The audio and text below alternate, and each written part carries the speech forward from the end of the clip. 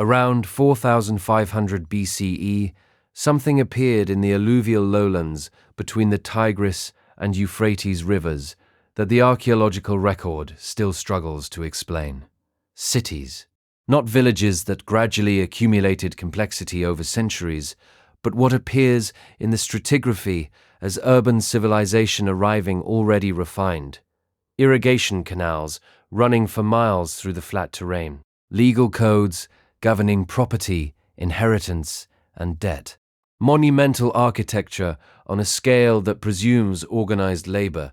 Standardized measurements and administrative systems capable of coordinating thousands of workers across multiple construction seasons.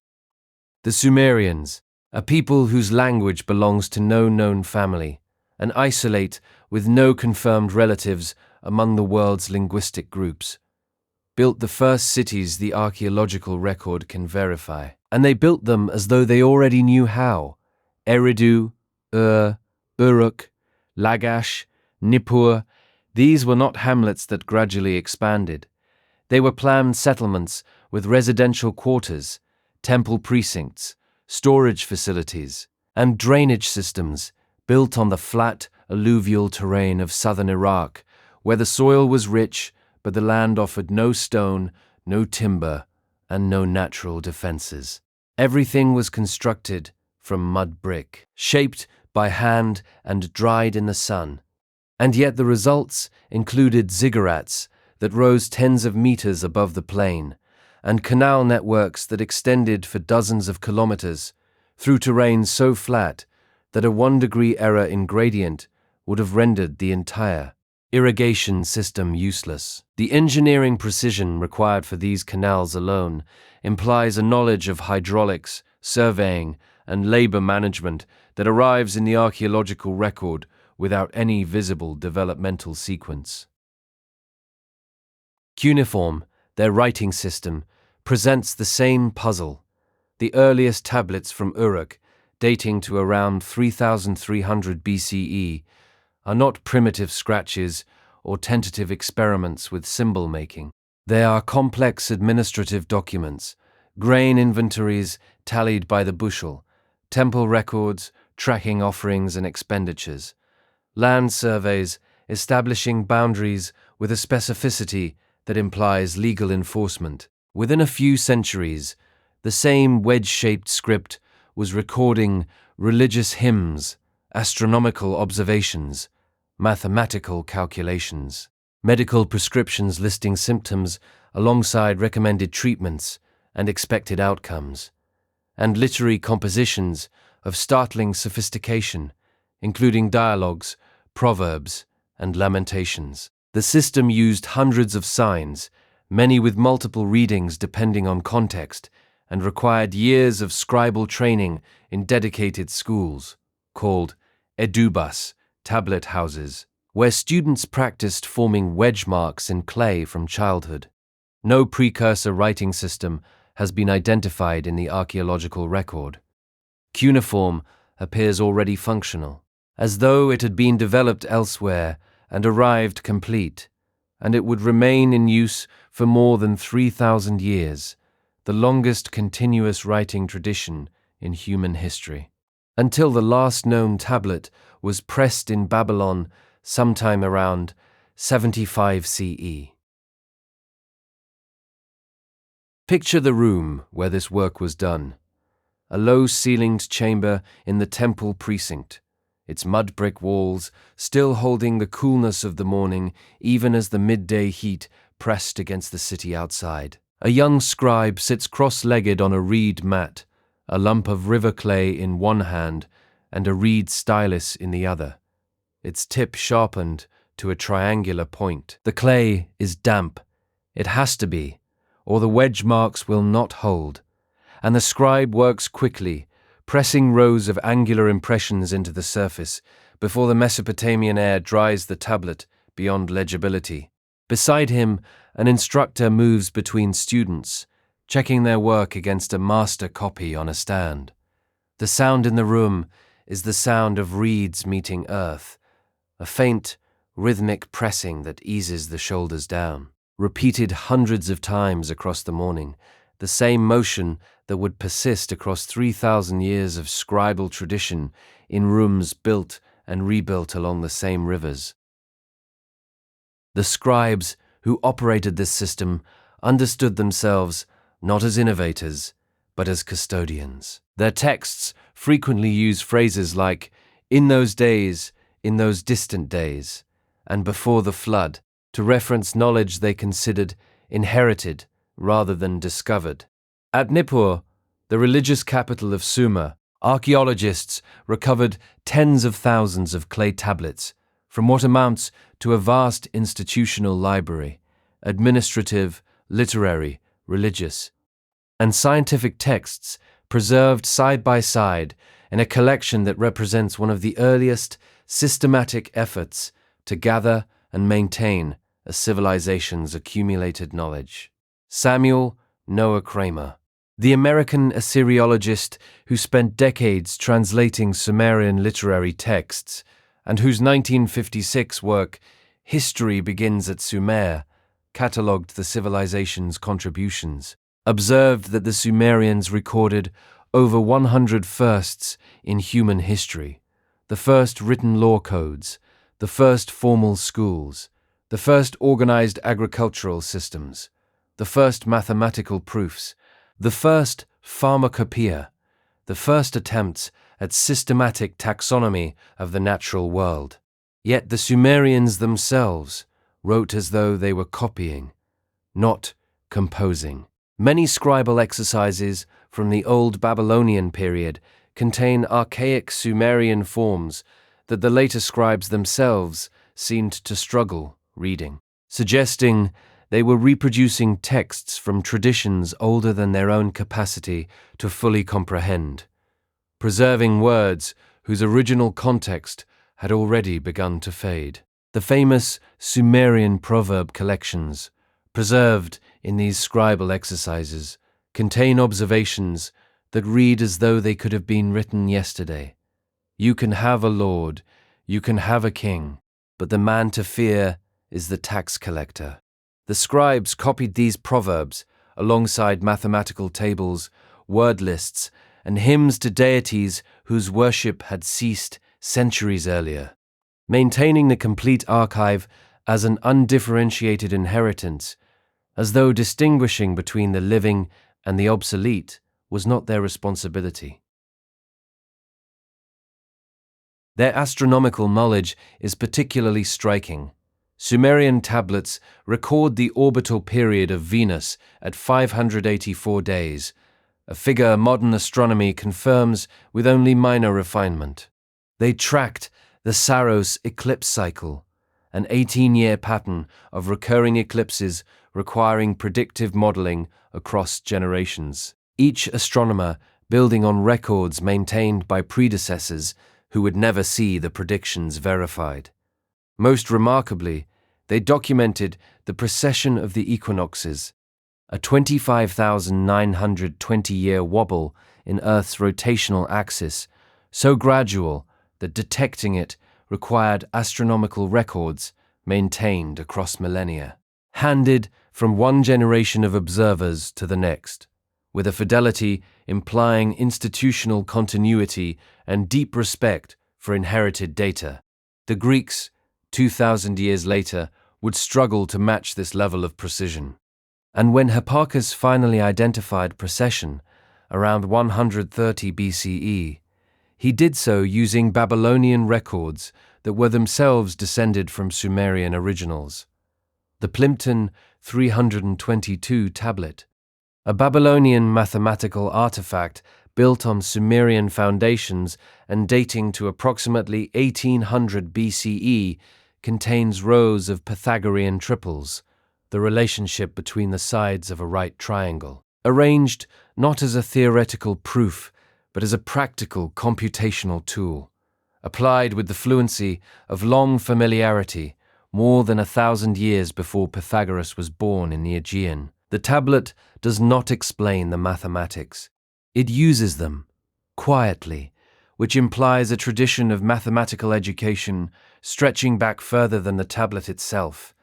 into a period the Sumerians associated with the world before the flood. Consider what that chain of observation required. A priest astronomer on the platform of a ziggurat, the flat southern plain stretching to the horizon in every direction, the Euphrates catching the last copper light of the evening as the first stars appeared above the reed marshes. He recorded what he saw on a tablet that would be stored in the temple archive and consulted by another astronomer who had not yet been born. That future observer would add his own data and store his tablet for a successor equally unknown, and so on across centuries. Each generation trusting the work they inherited was accurate, and their contributions would be preserved long enough to matter. The entire enterprise depended on the continuity of institutions, the belief that the archive would survive, that the temple would stand, that someone would always be trained to read what the previous generation had written. It was a faith the flood would test. The Sumerians also possessed a concept they called the Me, pronounced May, divine codes that governed every aspect of civilized existence. The Me were not abstract principles or philosophical ideals. Sumerian texts list them with administrative specificity: kingship, priesthood, truth, the descent to the underworld, the craft of the coppersmith, the art of song, the knowledge of the flood, the skill of the scribe. To possess the Me was to hold the operating instructions for an ordered world. The Sumerians believed these codes had been granted to humanity before the flood, and that their preservation was the fundamental obligation of every scribe and temple administrator. The Me were not inventions. They were inheritances, and losing them was equivalent to losing civilization itself. One of the most famous Sumerian literary compositions, Inanna and Enki, describes the goddess Inanna traveling to Eridu and persuading Enki to part with dozens of the Me through a drinking contest, then loading them onto her boat and carrying them back to her city of Uruk.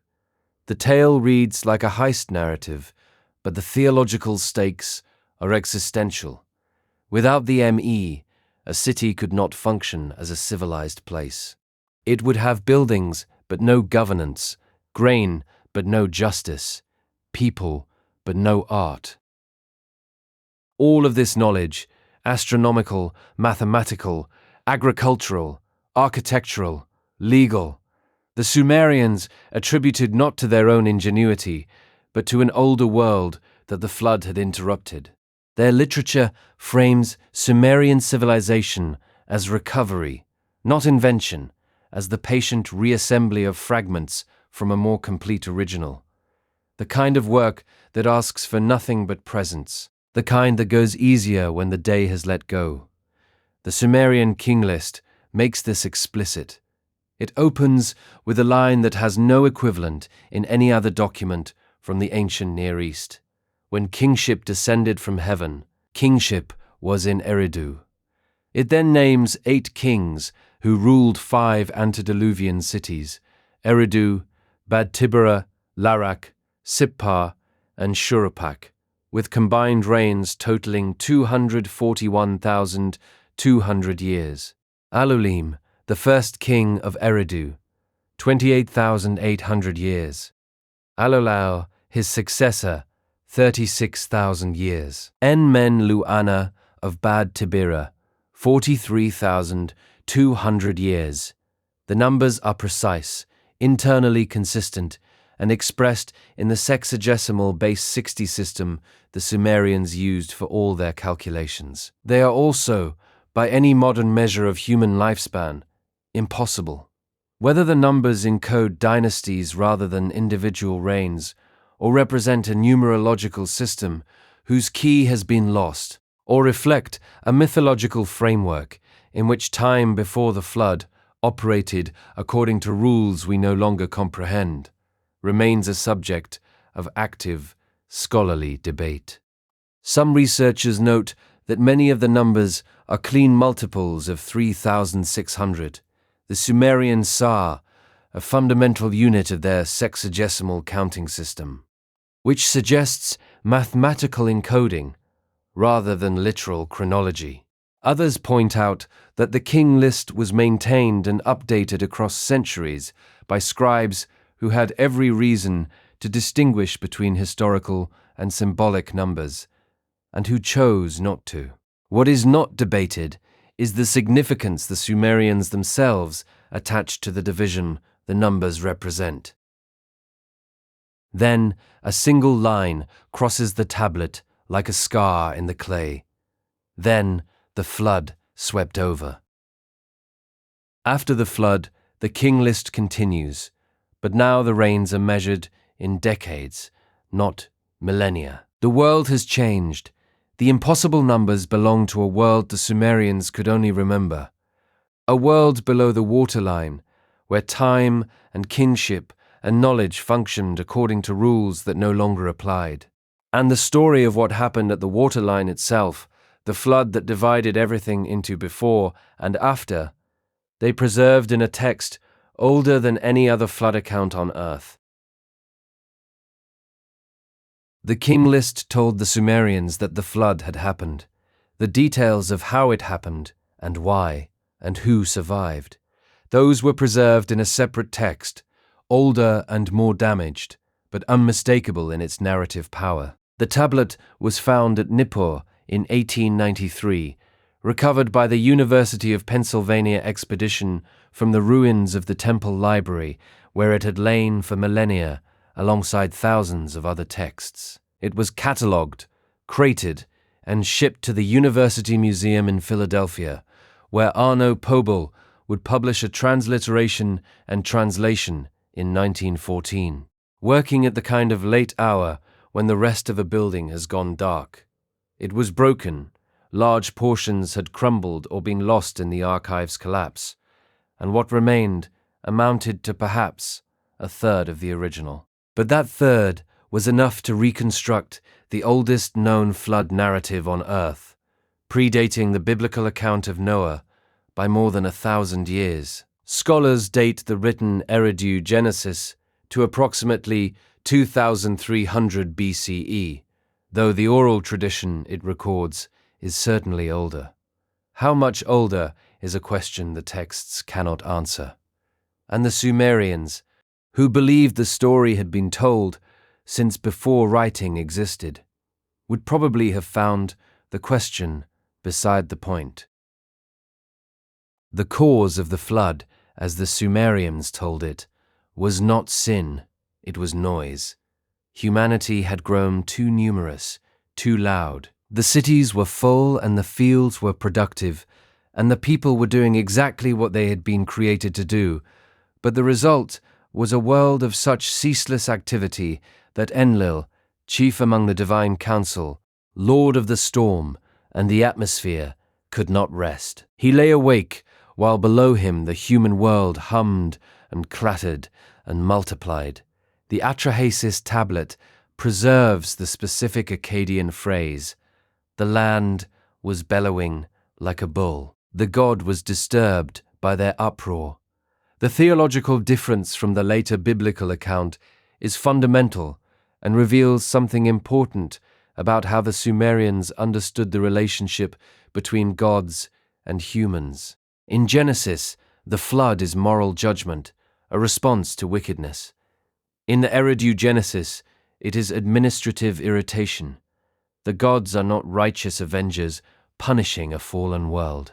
They are overworked supervisors who have lost control of a project they initiated and can no longer manage.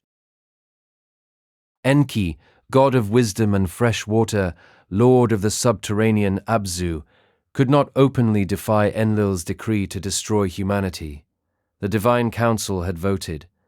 The decision was made, so Enki found a loophole. He went to the reed wall of Ziusudra's house in Shurapak and spoke through it. Not to Ziusudra directly, that would have violated the council's decision, but to the wall itself, knowing that Ziusudra was on the other side and would hear every word. The text records this without commentary, without moral judgment, without explaining whether Enki's act was heroic rebellion or bureaucratic maneuvering, whether it was a legal technicality exploited by a god who disagreed with the verdict, or a desperate whisper from a creator who could not bear to watch his creation erased. The result was the same. Zusudra received his warning, and, with it, instructions. The instructions were precise and practical. Build a vessel large enough to carry the seed of all living things. Seal it with bitumen inside and out, waterproofing that the Sumerians knew well from their own boat-building traditions along the marshes of southern Iraq, where reed vessels had been coated with the same tar-like substance for generations. Load the vessel with pairs of animals, with grain for sowing, with every domestic species and every tool and every piece of knowledge that would be needed to begin civilization again from nothing. Gather the craftsmen and the scribes. Store the tablets, the ones holding knowledge of medicine, astronomy, agriculture, law, every skill the new world would need. The preparations were specific and itemized, recorded in the same matter-of-fact prose the Sumerians used for construction contracts and grain inventories, as though preserving all life on Earth were one more task to be filed in the correct archive. There is nothing you need to hold on to here. The tablets held it all for you. Then the flood came, water from above and water from below, simultaneously. The heavens opened and the deep rose. And for 7 days and 7 nights, the world the gods had ordered vanished beneath grey water that climbed higher than the rooftops of the temples, higher than the walls of the granaries, higher than anything the builders had ever constructed. The language in the texts, even in translation across 4 millennia, conveys scale rather than violence, enormity rather than fury. This was not chaos. It was erasure, methodical, total, and observed from a great height by a divine council that had not anticipated its own horror at what they had unleashed. Even the gods who had decreed the flood were afraid. They retreated to the highest heaven and huddled there, watching in silence as the cities, the canals, the temples, the grain stores, and the people they had created disappeared beneath water that showed no sign of receding. And then, on the 8th morning, the rain stopped. The texts do not describe the transition with drama. They note it the way an administrative record notes the end of a fiscal period. The storm ceased, the waters stilled, and a grey, featureless horizon replaced the chaos that had filled it for 7 days. Inside the sealed vessel, the only indication that anything had changed would have been the absence of sound. No rain hammering the hull, no wind tearing across the surface, no grinding of water against submerged structures. After a week of unbroken noise, the silence would have been settling rather than disorienting. A vast stillness, in which the creaking of the vessel's timbers and the breathing of animals in the hold were the only evidence that anything remained alive. When at last the waters subsided, Zusudra opened a hatch in the vessel and released a bird. It flew out over empty water, found no land, and returned. He waited. He released another bird. It did not return. Somewhere beyond the grey horizon, land had emerged from beneath the flood.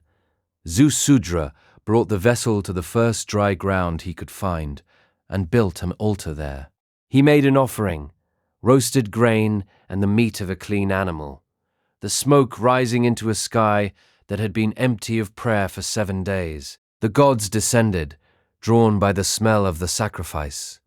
The Akkadian word used is swarming, like flies around honey, gathering around the altar with an eagerness the text does not attempt to dignify or explain.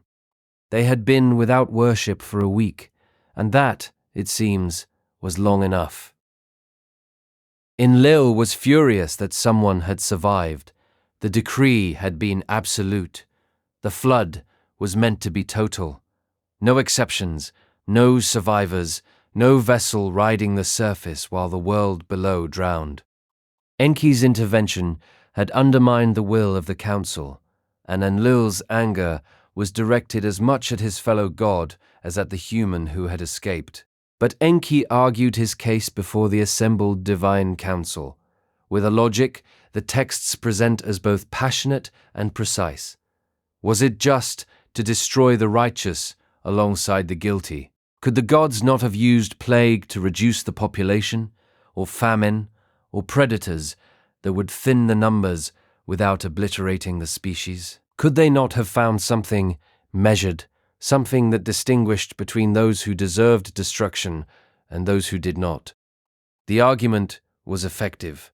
Humanity would continue, but the terms of existence had changed. Lifespans were shortened. Mortality was increased. Disease was introduced as a new mechanism of population control, and stillbirth, and certain classes of women who would be forbidden to bear children. The abundance that had characterized the antediluvian world would not return in full. The world after the flood would be diminished, and humanity would live in that diminished world, knowing it was less than what had come before. Zusudra himself was granted an exception. Immortality, bestowed upon him in Dilmun, a paradise that scholars have tentatively identified with the island of Bahrain or the eastern coast of the Arabian Peninsula, a place the texts describe as pure and clean, where the raven does not croak and the lion does not kill. The survivor of the flood was removed from the world he had saved. He could not return, could not age, could not die, could not participate in the rebuilding. He existed thereafter as a figure of veneration and unreachability. Visited in the Epic of Gilgamesh by the hero king himself, who journeyed to Dilmun to seek the secret of immortality, and was told that the flood survivor's exception could never be repeated. Zusudra was remembered in texts that would outlast every other record of his existence, proof that the flood had happened and that one person had been judged worthy of surviving it. The Sumerians told this story not as fable, but as the central event of their history, the hinge upon which everything turned. Everything they built, everything they preserved, everything they feared losing, all of it existed in the shadow of a catastrophe that had already demonstrated, in terms no one could mistake, what water could take away from a world that believed itself permanent. Zusudra survived, the cities did not. And the world that the Sumerians remembered from before the flood, the world below the waterline, was, according to their texts, not primitive at all. The Atrahasis Epic, a parallel Mesopotamian flood text that shares material with the Eridu Genesis and survives in multiple copies from the Old Babylonian period, describes the creation of humanity as an act not of love, but of practical necessity. The younger gods, called the Igigi, had been tasked with the labor of maintaining the physical world, digging the canals that irrigated the fields, tending the crops, building the infrastructure that the senior gods, the Anunnaki, required for their comfort and their worship. After generations of this unrelenting work, the Igigi rebelled. They set fire to their tools and surrounded the dwelling of Enlil in the middle of the night, demanding relief from labor that had no end and no reward. The crisis was real. Without the Igigi's work, the canals would silt, the fields would fail, and the ordered world the gods had created would collapse. Enki proposed a solution: create a new species, one intelligent enough to perform the work, but mortal enough to be controlled. The method was specific and startling in its detail. Clay from the primordial waters of the Abzu, the underground freshwater ocean that the Sumerians believed lay beneath the earth's surface was mixed with the blood and essence of a slain deity, We-Ela, a god chosen for the purpose, whose intelligence and awareness would transfer into the new creation and give it the capacity for thought, speech, and skilled labor. The birth goddess Nintu shaped the first figures from this mixture of divine essence and earthen material. The result was Adamu, one made from clay. The number of the first humans was specified, 7 males and 7 females, shaped in pairs, their births attended by Nintu, who counted the months and announced the appointed time. The linguistic parallel with the biblical Adam is noted by scholars without overinterpretation, but the resonance across traditions, separated by more than a millennium of transmission, is difficult to dismiss entirely. The Atrahasis tablets survive in multiple copies. The most complete version, known as the Old Babylonian Recension, was copied by a scribe named Ku-Aya around 1700 BCE and is now held in the British Museum, where its 3 tablets together preserve roughly 1,200 lines of a narrative that the colophon identifies as already old at the time of copying. The world that followed that creation, as the Sumerians imagined it, was not the world they themselves inhabited. It was fuller, more coherent, operating under conditions they could describe but not replicate, a civilization whose knowledge arrived whole rather than accumulating through trial and incremental improvement. There is something about that kind of remembering that quiets the mind, the awareness of a fullness that once existed and left its outline behind. When Sumerian scribes wrote about the antediluvian period, their language carried a different register, less administrative, more measured, as though they were describing a room they had once been shown but could no longer enter. The society that emerged in the antediluvian period, as the Sumerians described it, was hierarchical, ordered, and abundant. The Anunnaki, the great gods of the divine council, presided at the summit, making decisions that affected every level of existence below them. Beneath the gods, kings and high priests administered the cities according to divine mandate. Beneath the administrators, scribes recorded everything, every transaction, every offering, every astronomical observation, every legal dispute on clay tablets that were stored in temple archives as a hedge against the loss of institutional memory. Beneath the scribes, craftsmen and farmers sustained the material world with skills that the texts describe as already sophisticated, already systematized, already operating at a level of refinement that would take centuries to rebuild after the flood. Temple complexes in this antediluvian world functioned not only as religious centers, but as the administrative and economic nerve centers of their cities. Granaries, workshops, law courts, and scribal archives combined under one roof in an arrangement that presumes centralized authority and institutional continuity across generations. The texts describe a world where agriculture was already systematized with crop rotation and irrigation schedules, where metalwork had already progressed to bronze casting techniques, where festivals featured music played on lyres and drums, alongside bread and beer brewed from cultivated grain. The Sumerians did not describe their antediluvian ancestors as learning these skills through slow experimentation. They described them as already possessing them, as though the knowledge had arrived alongside humanity itself, part of the original equipment provided by the gods for the species they had created. The beer recipes alone were detailed enough to specify fermentation times, grain ratios, and flavoring agents.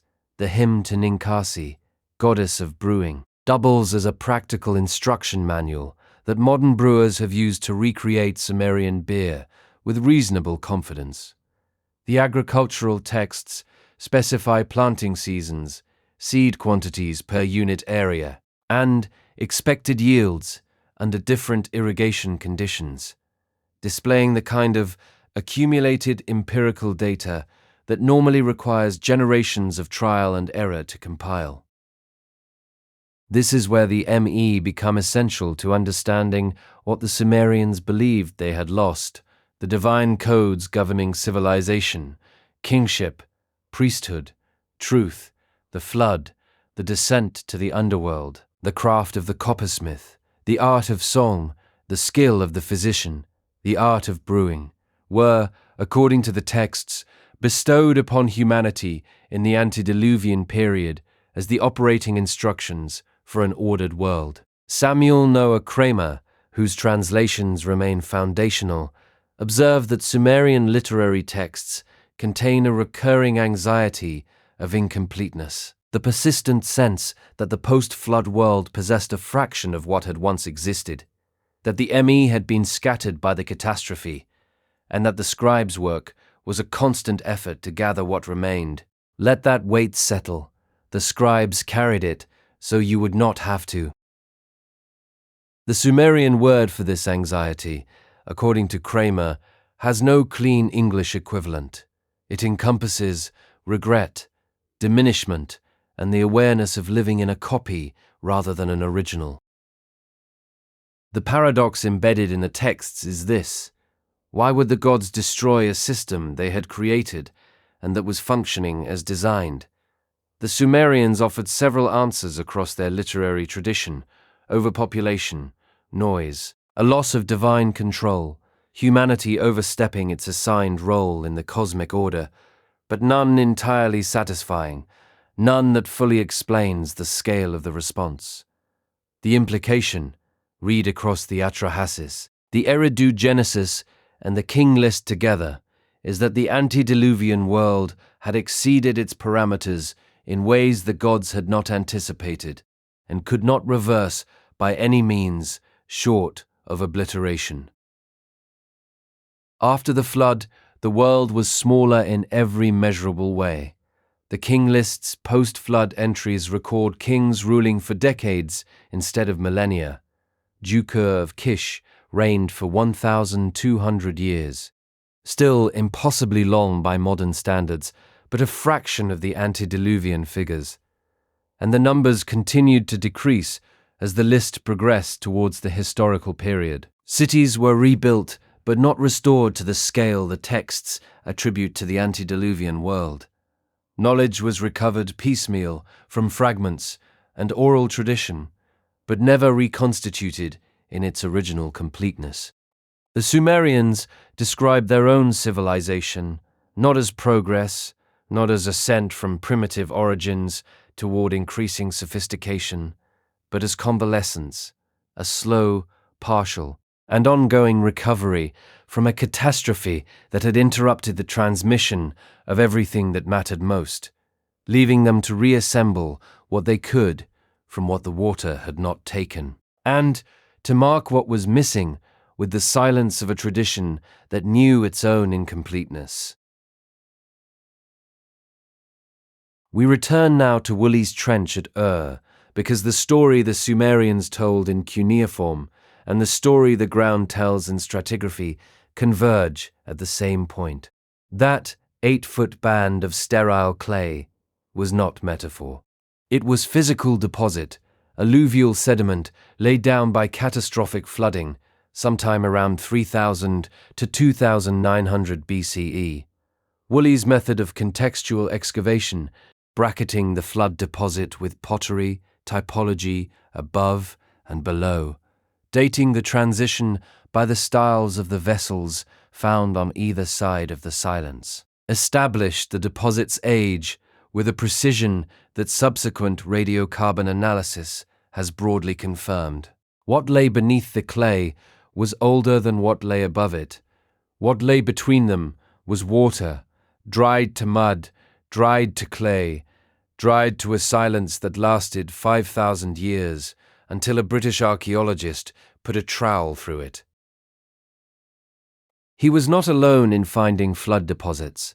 In 1929, The same year Woolley published his results, the archaeologist Stephen Langdon at Kish, a site roughly 200 miles north of reported a similar sterile band in his own excavations, though at a slightly different stratigraphic level. Similar deposits have since been identified at Uruk, at Shuruppak, the city the texts name as Ziusudra's home, at Lagash, and at Nineveh, spanning the breadth of the Mesopotamian alluvial plain. The layers do not all date to the same year, or even the same decade.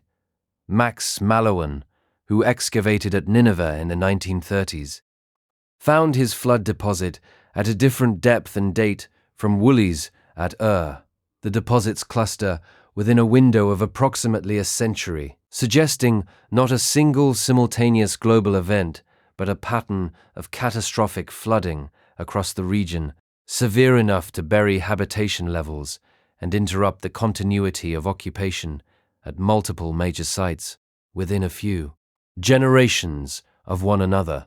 The geological context supports this. The Tigris-Euphrates system drains snowmelt from mountain ranges spanning modern Turkey, Iraq, and Iran, and changes in precipitation patterns or tectonic activity along the Zagros front could have produced decades of unusually severe flooding across the entire alluvial plain. What came before the flood layers is revealing in its own right. Below the sterile clay at several sites, archaeologists find Ubaid culture pottery, standardized forms, advanced firing techniques, decorative patterns that show a regional consistency extending across hundreds of miles of the alluvial plain. The Ubaid period, stretching from roughly 6,500 to 3,800 BCE, represents the cultural substrate upon which Sumerian civilization was built.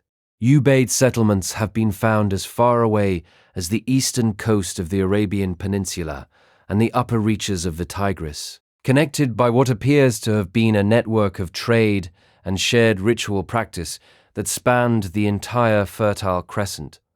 Above the flood layers, the Sumerians as we know them emerge in full: cities, monumental architecture, cuneiform writing, and an urgent program of preservation and record-keeping, as though the flood had catalyzed not merely survival, but the compulsion to write everything down before it could be lost again. At Eridu itself, the site the Sumerian king list names as the first city where kingship descended from heaven, archaeologists have excavated beneath the remains of the temple of Enki and found 17 successive temple layers, each built directly upon the ruins of the one before it. The sequence stretches back into periods long before writing, back into the Ubaid and possibly earlier, into eras where the only record is the pottery itself and foundations never meant to be seen again after the next temple rose on top of them. The pottery in the deepest layers matches nothing else in the region, sui generis, belonging to a tradition that developed in isolation or arrived from somewhere the archaeological record has not identified.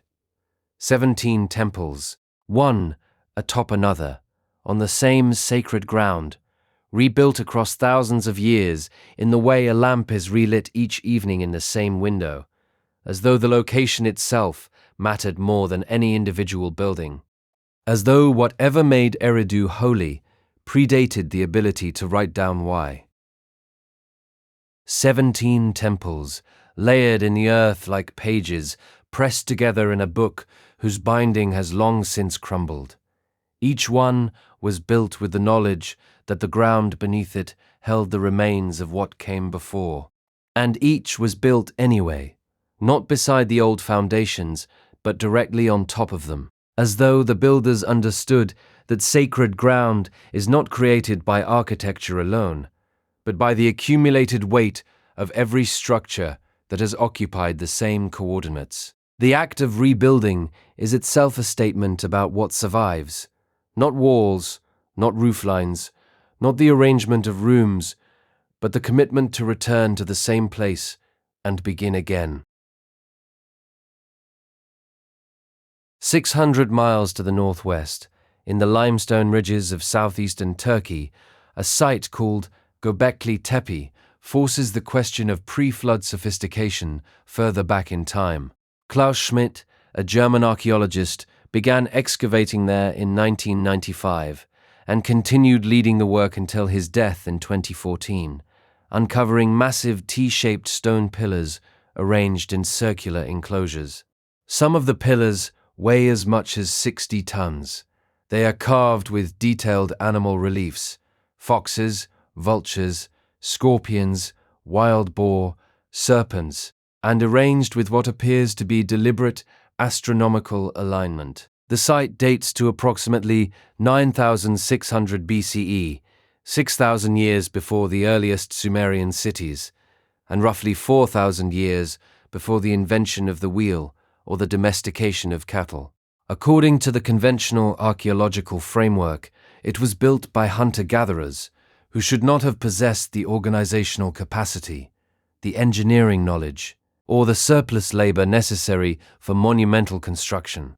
Estimates suggest that moving and erecting the largest pillars would have required work crews of several hundred people, coordinated over extended periods, fed by a food supply that implies either significant stockpiling or early agricultural activity that predates the established timeline for the Neolithic revolution in the region.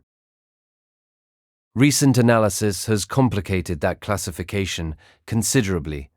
Studies published between 2018 and 2021 identified residues of grain processing and beer brewing at the site. The construction of the enclosures required organized labor on a significant scale, standardized measurements, and engineering knowledge that does not align with small nomadic bands operating without centralized coordination. And then, around 8000 BCE, the entire complex was deliberately buried, not abandoned to weathering and decay. Buried, gently, intentionally, backfilled with soil and rubble, as though the builders wanted to preserve it beneath the earth rather than allow it to erode in the open air. The Black Sea Deluge hypothesis, proposed by geologists William Ryan and Walter Pittman in the 1990s and subsequently debated across the earth sciences, offers another piece of the puzzle. Around 5600 BCE, as ice sheets from the last glacial period continued melting and global sea levels rose, the Mediterranean breached the narrow land bridge at the Bosphorus Strait. The resulting flood poured salt water into what had been a smaller freshwater lake surrounded by farming communities and fishing settlements. According to Ryan and Pittman's modeling, based on core samples taken from the Black Sea floor in the late 1990s, the water level could have risen by several meters per day across the entire basin. The shoreline was reshaped within months. Thousands of square miles of inhabited land vanished beneath the expanding sea. Survivors scattered south and east, and the memory of catastrophic inundation they carried may have merged with later Mesopotamian flood traditions as the stories migrated downstream along the same river systems the refugees followed. Deeper still in time, around 10,800 BCE, the Younger Dryas cold reversal interrupted a period of gradual post-glacial warming with sudden, severe climate change that persisted for over 1,000 years. The Younger Dryas impact hypothesis, advanced by Richard Firestone and a team of 25 researchers in a landmark 2007 paper published in the Proceedings of the National Academy of Sciences, proposed that a cometary airburst or impact triggered the cooling event. Evidence from the Greenland Gisp, 2 ice core, and from archaeological and geological sites across 3 continents points to a possible cosmic impact at the onset boundary. Nanodiamonds, magnetic spherules, a distinctive black matte layer in the sediment column, and the near-simultaneous disappearance of the Clovis culture in North America, alongside the extinction of megafauna across the northern hemisphere. If a large-scale impact event triggered catastrophic flooding and prolonged climate disruption at the end of the last ice age, the memory of that catastrophe could predate Mesopotamian civilization by thousands of years, old enough to have been carried by oral tradition into the earliest written records. Two competing scholarly positions frame the debate. The mainstream interpretation holds that the Sumerian flood texts mythologize local Tigris-Euphrates flooding, regional disasters elevated to cosmic scale through literary tradition and theological elaboration. The emerging counter-hypothesis, supported by researchers across multiple disciplines, suggests the texts may preserve older, deeper memories of catastrophic events whose physical evidence is only now being identified in the geological and archaeological record. Neither position has been definitively settled, and the evidence continues to accumulate on both sides. The mud beneath Mesopotamia tells one version of the story, but the Sumerians were not the only ones who remembered. Across every continent, separated by oceans and millennia, cultures with no known contact preserved the same account. In 1872, a young Englishman named George Smith sat in the basement of the British Museum and read something that would reshape the history of the flood forever. Smith was not a trained scholar in the conventional sense. He was a banknote engraver by trade who had taught himself cuneiform by visiting the museum on his lunch breaks. Spending hours among the thousands of clay tablets excavated from the ruins of Nineveh and shipped to London in wooden crates by earlier expeditions. His talent for decipherment was so evident that the museum eventually hired him as a restorer and then as an assistant in the Assyriology department. On this particular day, Smith was cataloguing fragments of the Epic of Gilgamesh, the great Mesopotamian literary work, when he reached a passage on tablet Ixellen that stopped him entirely. The passage described a man named Utnapishtim, the Babylonian equivalent of Ziusudra, warned of a coming flood by a god who spoke through a reed wall. Utnapishtim built a vessel, sealed it with bitumen, loaded it with the seed of all living things, and endured 6 days and 6 nights of cataclysmic deluge, while the gods themselves cowered in terror at the destruction they had unleashed. When the waters receded, Utnapishtim released 3 birds in succession, a dove, a swallow, and a raven, to search for dry land. The vessel came to rest on Mount Nisir. The parallels with the biblical account of Noah were unmistakable, and the Gilgamesh tablet predated the book of Genesis by at least a millennium, demonstrating through the methodical, comparative textual analysis that would become standard in Near Eastern scholarship that the Genesis flood was not the original, but an adaptation of a far older Mesopotamian source. Smith was so overwhelmed that according to accounts relayed by E.A. Wallace Budge, he began removing articles of clothing in excitement, pacing the room in agitation that alarmed his colleagues in the adjacent gallery. He would die just 4 years later, at 36, of dysentery contracted on his 3rd expedition to Nineveh, leaving behind a body of work that had permanently altered the scholarly understanding of the flood tradition's origins and demonstrated that the Genesis account was a chapter in a much longer transmission. What Smith had demonstrated, in the basement of a museum 6,000 miles and 4 millennia removed from the temple archives where the tablets had been stored, was that stories do not stay where they are written. They migrate. They cross languages and centuries, carried by the compulsion to repeat what matters before the telling is lost.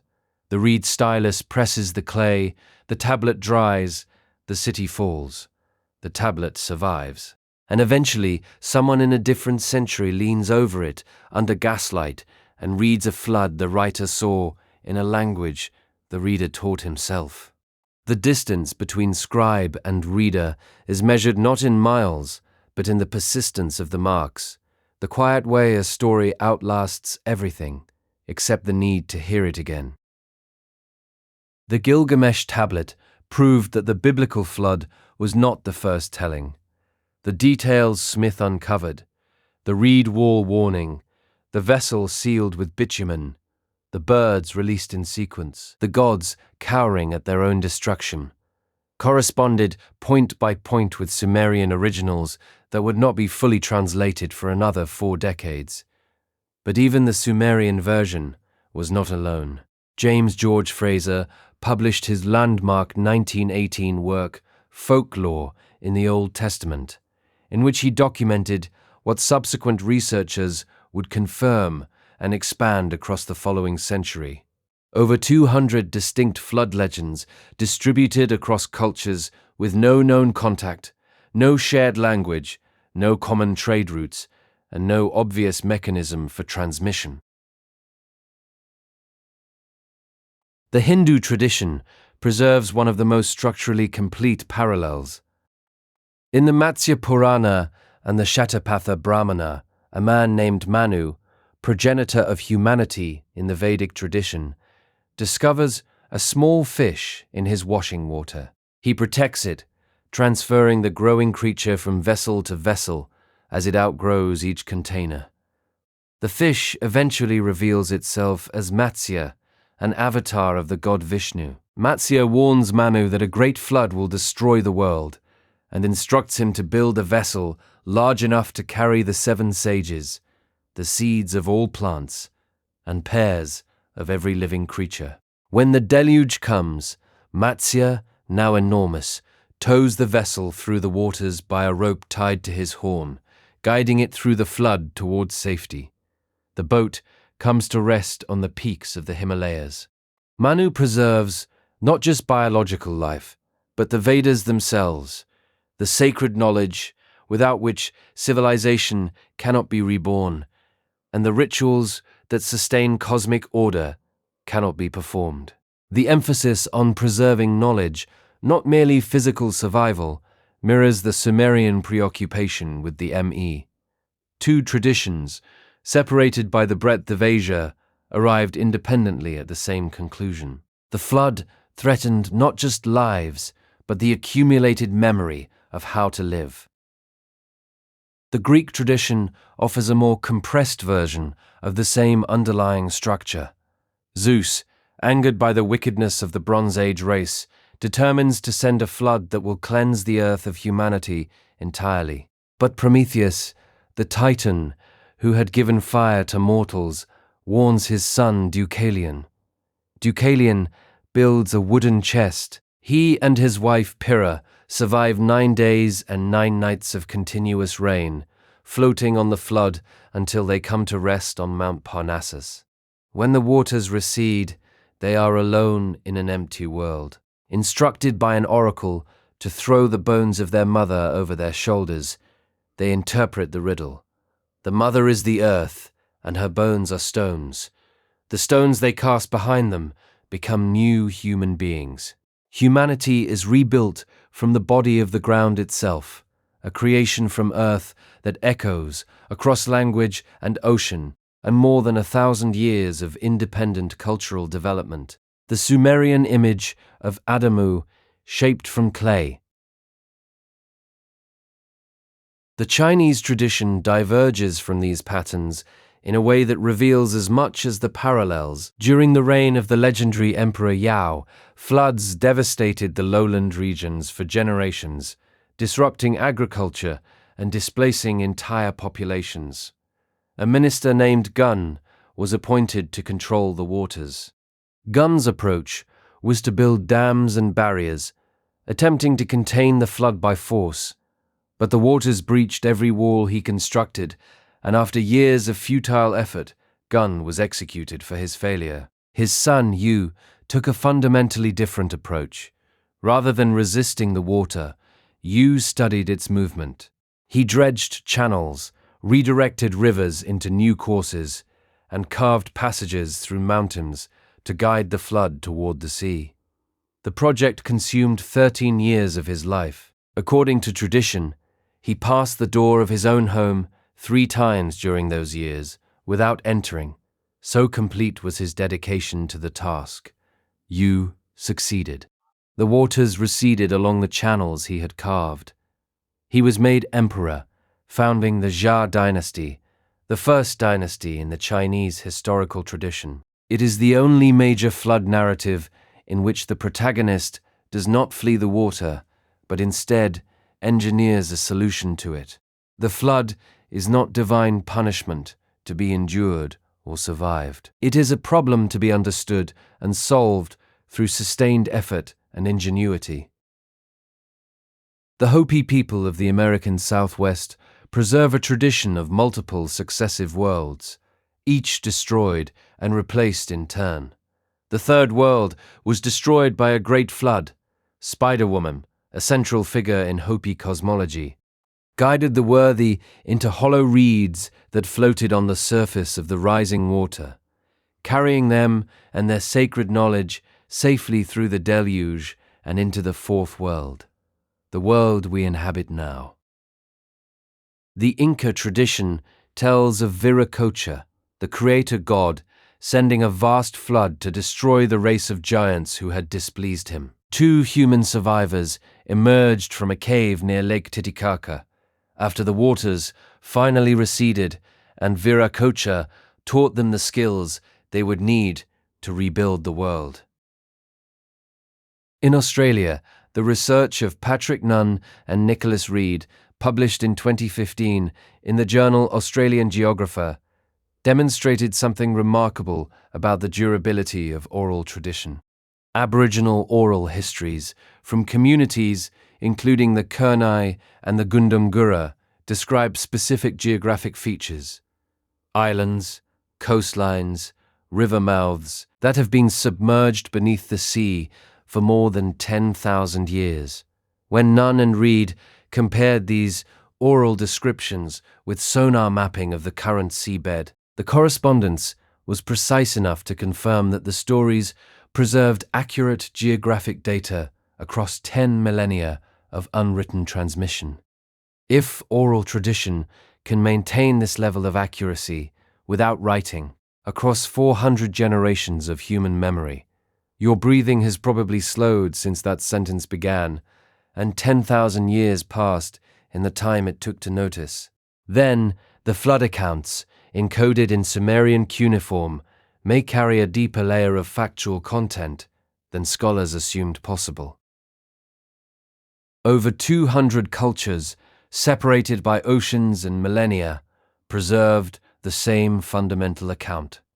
Mircea Eliade, writing in 1954 in The Myth of the Eternal Return, argued that flood myths represent a universal archetype of dissolution and renewal, a cosmic reset embedded in the human understanding of cyclical time. Whether these cultures remembered the same event or responded independently to the same vulnerability to water, the flood lives in every civilization's oldest stratum of collective memory.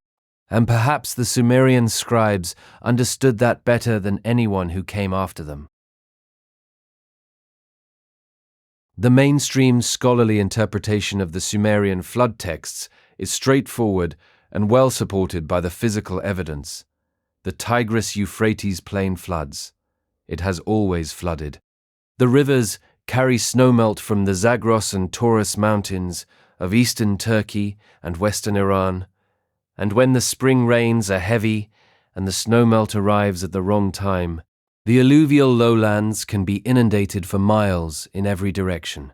The Eridu Genesis, the Atrahasis epic, the Sumerian king list, these are, in the mainstream interpretation, literary responses to regional catastrophe. Local disasters elevated through centuries of oral retelling and scribal elaboration into something that feels cosmic, but began with particular rivers overflowing particular banks and burying particular grain stores beneath. Particular deposits of alluvial mud, the flood strata Woolley found at and the similar deposits at Shurapak and Kish and Lagash are real. But they record local events, not a global cataclysm. This is the interpretation that most Assyriologists and Mesopotamian specialists hold, and the evidence that supports it is substantial. The counterpoint is not proof, but it is not easily dismissed. Over 200 flood legends across cultures with no demonstrated contact and no shared linguistic ancestry. The archaeological anomalies at Gobekli Tepe, monumental architecture built 6,000 years before Sumer, by a society that, according to established models, should not have possessed the organizational capacity, the engineering knowledge, or the surplus resources for such construction. The Black Sea Deluge at 5600 BCE, when the Mediterranean breached the Bosphorus and flooded thousands of square miles of inhabited shoreline. The younger Dryas boundary, with its nanodiamonds and its megafauna extinctions, and its abrupt termination of the Clovis cultural tradition in North America. The Aboriginal Australian oral histories, verified by Nunn and Reed to preserve accurate geographic and topographic data across 10,000 years of unbroken oral transmission without writing. Individually, none of these anomalies constitutes evidence of a single global flood. Collectively, they represent enough unresolved questions across enough independent disciplines to prevent the mainstream interpretation from closing the inquiry entirely. The debate is not between believers and skeptics. It is between two scholarly frameworks, each with evidence, each with gaps, each still accumulating data, and the tools available for evaluating that data continue to improve. LiDAR surveys in the Tigris-Euphrates region have revealed buried canal networks and settlement patterns invisible from the surface. Satellite imagery has identified previously unknown sites across southern Iraq that may contain flood-era deposits. The integration of genetic analysis, isotope tracing, and computational climate modeling with traditional archaeological methods means that questions the previous generation of scholars could only speculate about are now becoming empirically testable.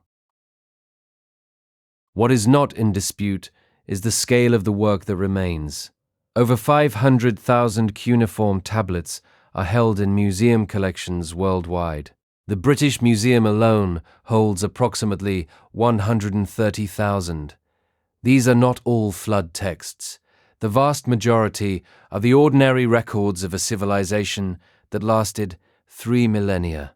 Letters between merchants complaining about the quality of copper shipments, contracts for the sale of houses and fields, medical prescriptions listing symptoms alongside recommended treatments, astronomical observation logs tracking the movements of planets across decades of nighttime watching, school exercises where young scribes practiced pressing wedges into clay, and administrative inventories cataloging everything from barley stores to temple offerings. Scholars estimate that only about 10% of excavated tablets have been fully published and translated. Many remain in museum storerooms in exactly the condition they arrived, wrapped in cotton wadding, numbered with tiny handwritten labels, and stored in wooden drawers that have not been opened since the crates were unpacked in the 19th century. The University of Pennsylvania Museum holds roughly 30,000 tablets from its Nippur expeditions alone, and the Iraq Museum in Baghdad, which suffered significant looting during the 2003 invasion, with an estimated 15,000 objects stolen, though many have since been recovered, houses a collection whose full extent has never been completely catalogued. The work of reading continues, one researcher at a time, one tablet at a time, using techniques that range from the comparative textual analysis George Smith pioneered in 1872, reading an unknown text against a known parallel in another language to unlock meaning, to modern reflectance, transformation imaging, and three-dimensional scanning of individual wedge impressions, technologies that can reveal marks too faint for the human eye to distinguish under normal light. The Cuneiform Digital Library Initiative, based at the University of California, Los Angeles, now provides online access to high-resolution photographs of tens of thousands of tablets, making the archive available to researchers who may never hold a tablet in their hands, but who can study the marks from anywhere in the world with an internet connection. Among the tablets already catalogued are fragments whose content has not yet been matched to any known literary or administrative genre, pieces of texts that may contain stories, observations, or categories of knowledge that modern scholarship does not yet have the framework to identify. The dating methods that allow us to place these texts in time, the stratigraphy that reads soil layers as a sequence of events, the pottery typology that assigns dates by the evolution of vessel shapes and firing techniques, the radiocarbon analysis of organic materials found alongside the tablets in sealed archaeological contexts, and the thermoluminescence dating that can establish when a clay tablet was last fired, confirm that the Eridu Genesis was committed to clay at least 4,300 years ago.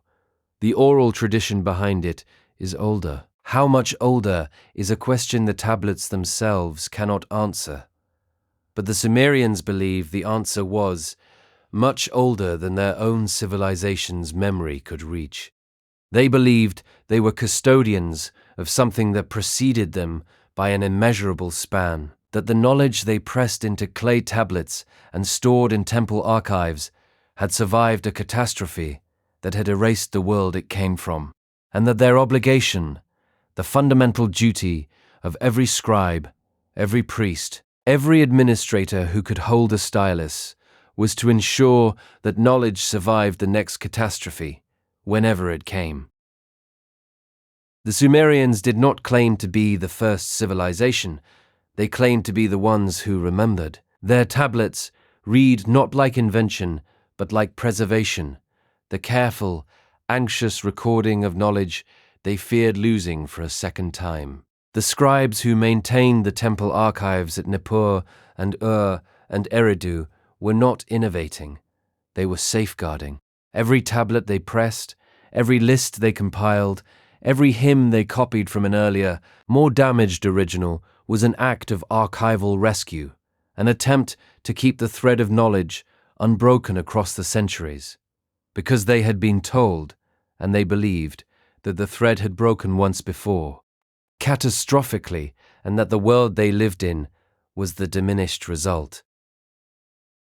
Whether the antediluvian world was a literal advanced civilization whose material and intellectual achievements the flood physically interrupted, or whether it was a mythic golden age that encoded real catastrophic memory in the symbolic language of divine kings and impossible reign lengths, the texts force a confrontation with a possibility that modern civilizational confidence tends to avoid.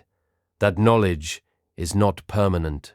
That sophisticated cultures with millennia of accumulated understanding can be erased in a single generation by water or war or the slow decay of institutional memory that comes when no one is left who remembers why the records mattered, and that the most powerful technology in human history, writing itself, the pressing of marks into earth, began, at least in part, as an act of defiance against forgetting. Marks pressed into wet clay because the alternative was silence, and silence, to a scribe who knew what the water had taken, was worse than the flood itself. That story has been waiting 4,000 years. It can wait until morning. Rest now. The history will keep. It has been keeping for thousands of years already. The more people who subscribe to Official Sleepy Historian, the more stories we can tell, and the more nights we can spend in places like this together. Thank you for walking through this one with me. Rest well, and we will do it again soon.